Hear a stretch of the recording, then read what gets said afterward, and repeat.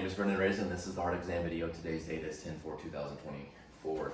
This is my patient at 30 to 45 degrees angle with the gown opening anteriorly.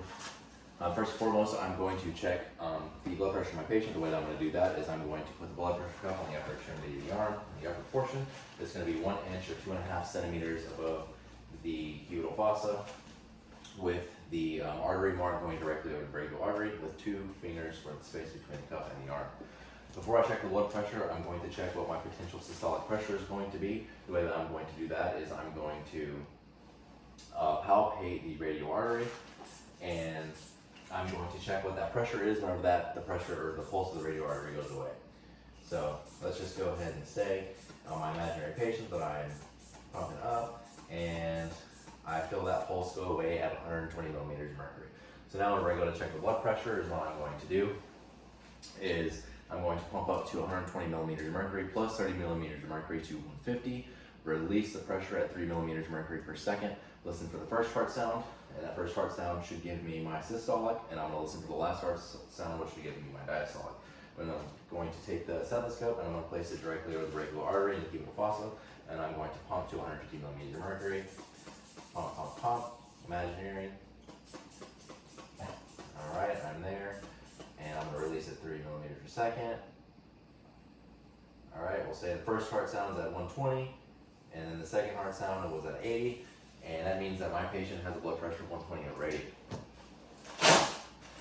Next, I'm going to visually inspect the upper extremity, and the way that I'm going to do that is first by taking the dorsum of my hand, feeling for any temperature differences. I'm also going to look if there's any color changes or visual abnormalities. I'm also going to check for any edema. Next, I'm going to check for turgor. I'm going to pinch your skin on the top and release. Turgor is whenever you pinch your skin, it should return back to normal very quickly. If you don't, that means that you have dehydration. Next, I'm going to check for pitting or clubbing of the fingers, or swelling of the nail beds or anything like that, where there's an abnormal angle of the nail beds. Next, I'm going to check for capillary return. I'm going to do that by pinching the nail for 5 seconds to where it turns white. This is called blanching, and then I'm going to release, and that blood should return back in 2 seconds. Next, I'm going to visually inspect the lower extremity. I'm going to do the same thing similar to the upper extremity. I'm going to take the dorsum of my hand, look for any temperature differences. I'm also going to visually inspect for any color changes or color differences. I'm also going to inspect for lack of hair or abnormal hair growth. Next, I'm also going to look for pitting edema, the difference between regular edema up here and pitting edema is whenever you put your thumb or your finger into it and you remove it, the pit is going to stay there. Some things that cause that is kidney failure, liver failure, and or heart failure. Next, I'm also going to palpate some arteries on the lower extremity. I'm going to bring this back just to make sure that you can see. I'm going to do the dorsalis pedis artery, which is going to be on the dorsum of the foot between the first and second tarsal. And on here we're good. I'm also going to do the posterior tibialis artery, which is going to be posterior to the lateral malleolus. And there we're good. Next, I'm going to check for jugular venous pressure. The way that I'm going to do that is I'm going to identify the internal carotid artery. And the way that I'm going to do that is I'm going to go to the I'm going to go external and deep to the sternal insertion to the sternocleidomastoid muscle, and I'm going to use tangential light to visualize that pulse. And on my patient, I do visualize that pulse.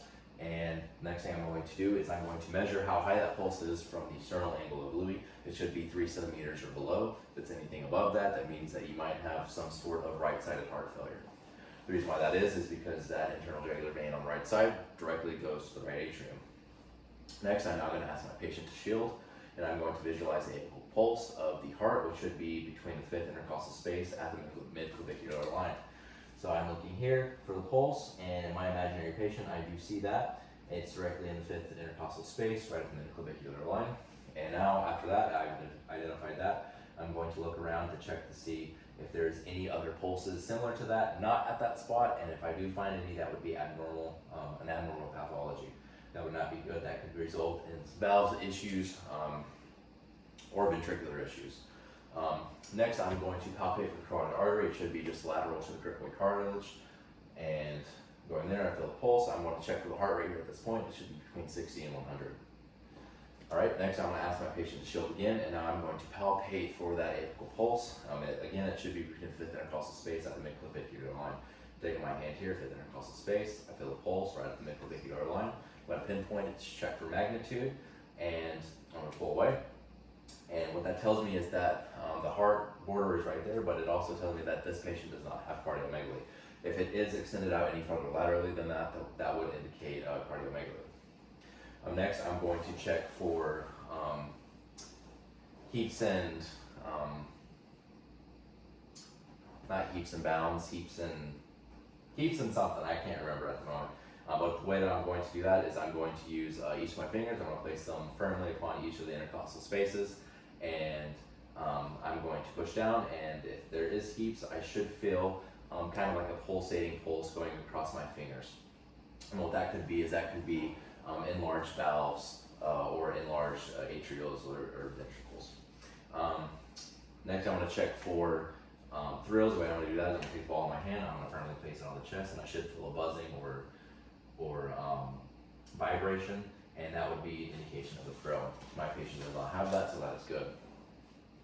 Next, I'm going to auscultate the heart. I'm going to auscultate the heart in 6 places while palpating the carotid artery. The reason why I'm palpating the carotid artery is because it's going to help me differentiate between the S1 and S2 sound. So you should have S1, a carotid pulse, and then S2. First, I'm going to do it with the diaphragm, which is going to allow me to hear better high-pitched sounds. So the first place that I'm going to listen to is going to be the second intercostal space on the right side of the sternum, and I should be listening for the aortic. Again, I'm palpating the carotid artery.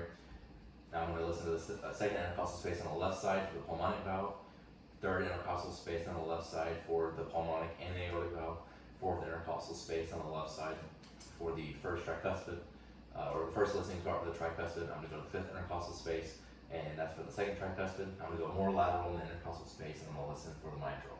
For the mitral. Now I'm going to use the other side of the stethoscope, which is the bell, and this is going to be for more lower pitch sounds.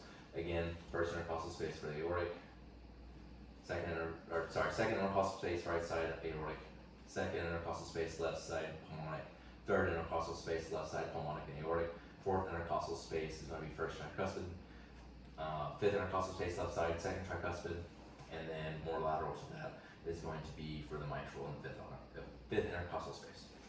All right, all good there.